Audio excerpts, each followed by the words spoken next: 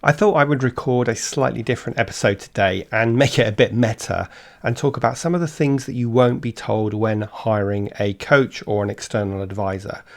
Now, no doubt you've had some experience of working with an advisor or a coach or a mentor, but today I want to dig into some of the things that you won't be told when you are hiring a coach and some of the things to look out for if you are ever thinking about getting some external advice so that you make the best choice. Because after all, you need to feel super safe, super comfortable, open and trusting of whoever coaches your agency. So that's what we're going to talk about, and let's jump into the episode. Accelerate your agency's profitable growth with tools, tips, and value-added interviews with your host, agency owner and coach, Rob DaCosta.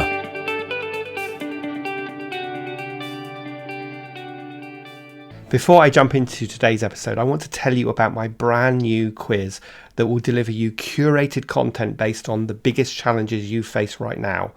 Now, I realise that I have an awful lot of free value-added content on my website, including this podcast, lots of PDFs and webinars and so on, and it can be a little bit overwhelming to find what you need. So I've put together this very quick assessment to deliver the specific content you need right now.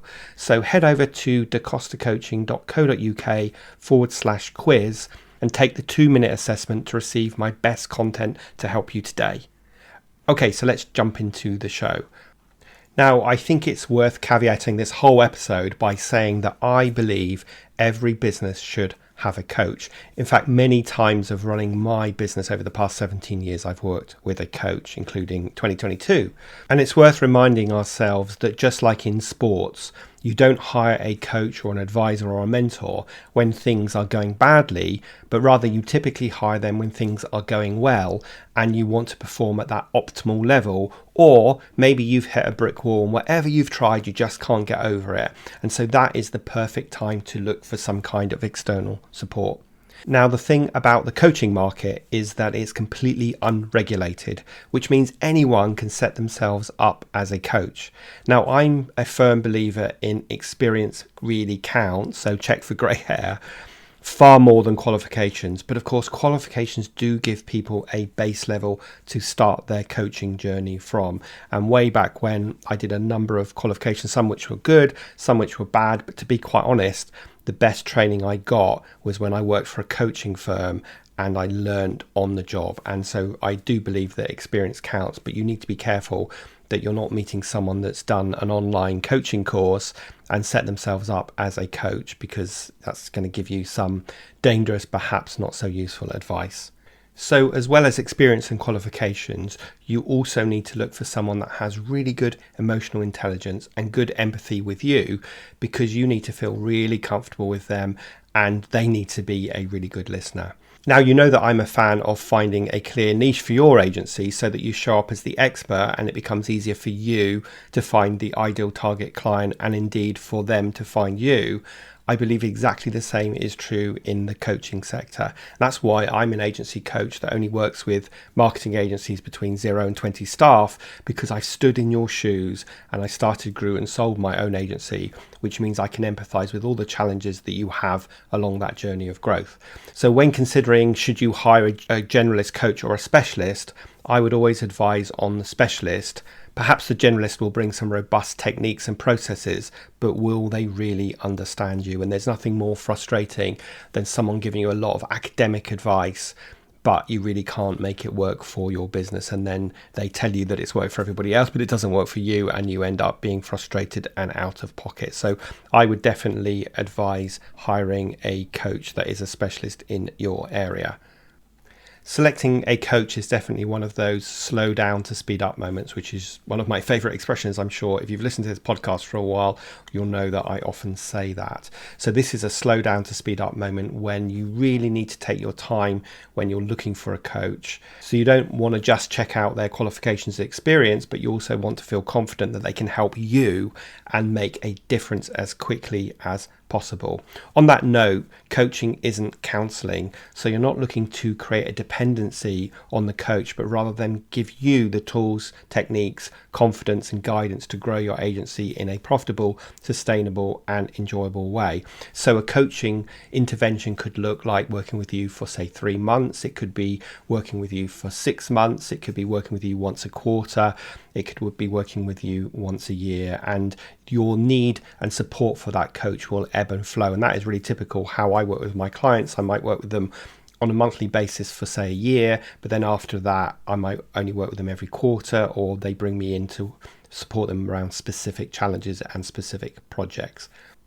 So with all of that being said, here are 10 questions to ask when hiring a coach or an external advisor. So question number 1 is, what qualifications and experience do you have as a business coach and as a coach working in my sector? So number 2 would be, can you provide some examples of specific goals and outcomes that you've helped other clients achieve in the past, and again specifically in the agency sector? Question number 3 is to understand their approach and their philosophy. So, and also ask them how they customize their coaching to meet the needs of individual clients and specifically to meet your needs. Question 4 is to understand the services they offer. How frequently do they typically meet with a client? Is there any minimum term that they sign you up for or suggest that you work from? Question number 5 is, can you provide references, testimonials and case studies from past clients, and indeed can you talk to some past clients or current clients?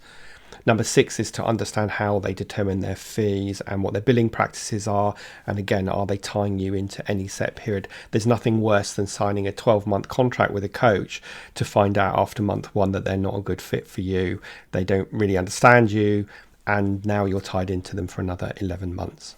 Question number 7 is, do they have any potential conflicts of interest that they should be aware of? That typically isn't too much of an issue, but that might be something you're concerned about. Question number 8 is, what is their process for setting and tracking progress towards specific goals? So when I start with the client, the very first coaching session, we will set some specific goals for the coaching, and we will also ask how success will be measured, and we'll keep going back to those points in every coaching session. Question number 9 is, how do you handle challenges or setbacks that may arrive during the coaching process, i.e. if they're not getting the results that they've talked to you about, or if you've suddenly got some other challenge that you need to discuss? Will they be very rigid and stick to the plan that they've set, or are they going to be flexible to meet the needs of whatever's going on for you right now? And then number 10 is to ask for a clear contract outlining the terms of engagement and the services to be provided, just to make sure that there are absolutely no misunderstandings. So as I said, this is a slow down to speed up process, and you should make sure that you've dug into at least those 10 questions when selecting a coach. Now, as I said in the introduction, I do believe that everyone should have a coach. I think it's fantastic to have an external sounding board whose only objective is to have your back, but they should also be willing to say the difficult things to you if they need to, if that's going to support your business. That's certainly my approach. I always feel like I'm very empathetic, a great listener, but I'm also going to hold people to account as well. I always say to people, one thing you can't say to me is that you were too busy to do the work that we agreed, i.e. the working on your agency type work, because if you're too busy, then we're not going to make any progress, and clearly there's some other issue that we need to dig into that means you're so entrenched in kind of client service mode that you have absolutely no time to work on your agency. I learned a long time ago that you can take a horse to water, but you can't make it drink. And what I mean by that is that you can give a client all of the tools and the support and everything to help them be successful. As I said, if they're too stuck in client service mode, so they're not making any time to work on the agency, then there's not much I can do. So certainly when I'm taking on clients now, I'll really be looking out for that and discussing with how they can make time to spend an hour or 2 a week working on their agency and working on the projects that we discuss in the coaching sessions. So what can a coach actually help you do? That might be a question that you're wondering right now. So let's start with the bigger picture stuff. I often start off by working with a client on their vision and turning that into a year plan, breaking that down into quarters and months, because at the end of the day, we all need a roadmap for our agency. And if we start with this high level thinking, then the projects we need to work on after that will become very evident through the plan. After we've got the business plan in place, we may well look at your market position. So who are you? What's your niche in the marketplace? Who's your ideal target customer? And is all of your outbound communications communicating you in this specific niche? Because that makes it so much easier to win the right type of client. So the coaching process then might focus on business development. It might focus on marketing and putting the right strategies in place that are going to deliver consistent results. It might be looking at the sales process and working out how we can really refine that so that you are focusing your limited time on the hot prospects and not on the time wasters. It might be looking at systems and processes, because we need a robust foundation in your agency if we want to grow in a sustainable way. And so that might mean looking at putting IT systems in, but it also might mean documented processes such as handbooks and contracts and roles and responsibilities. And talking of that, we might be focusing on people and how and when to hire people, how to make sure we get it right, how to understand the person that we're looking for, both from a competency perspective, but also from a kind of cultural fit as well, which is so important in small agencies.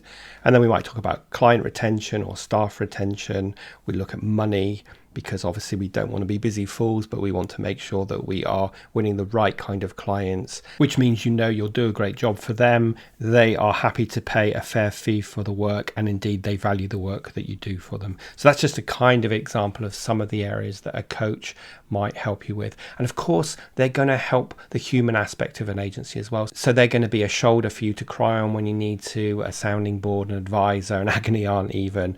So they need to apply that human aspect to the business as well as the business coaching aspect as well. Okay, so I hope that episode has given you a bit of food for thought. It's a bit of a different episode, but I thought I would record one because I get asked this question quite a lot, and I see, quite honestly, a lot of charlatans out there promoting themselves. If something seems too good to be true, i.e. someone's offering you a super low rate, then as we all know in life, it usually is too good to be true. So I hope that helped. If you enjoyed today's episode, please share it with your colleagues. Please consider leaving a review in Apple Podcasts, and also make sure you hit the subscribe button so you are alerted every Thursday as we release a new episode of the Agency Accelerator podcast. But other than that, have a great rest of your week, a restful weekend, and I will see you next Thursday on the next episode of the show.